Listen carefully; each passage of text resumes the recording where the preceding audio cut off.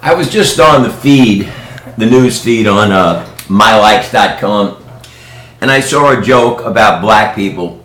The guy didn't have the joke right, but he did his best. I got a good one, and I'm certainly not a racist. I can't even pronounce the word correctly. But this is a good one, and it has some weight to it. I heard it by George Kirby back in I was a kid, the late 1960s, forget the year.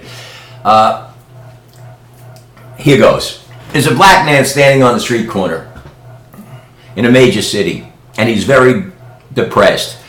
Of course, he's depressed because he has no money. Why does he have no money? Because the powers that be have made it very difficult for him, and they certainly have. There's no doubt about that.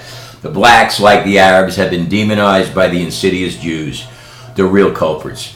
Anyway, he cries out to the Lord. He says, Lord, Lord, Lord, Lord, why my skin be so black? He said, son, he hears a voice, son. That's because when you're in the hot jungle, son, your skin won't burn like the skin of the white man.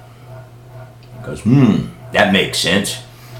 But let me tell you this, let me ask you this, Lord, why my legs be so long? He said, well, that's because when you're running away from the lions, the tigers, and the bears, you could outdistance them and be safe. He goes, makes sense. Well, why my hair be so curly? That's so when you're running, son, you don't get caught.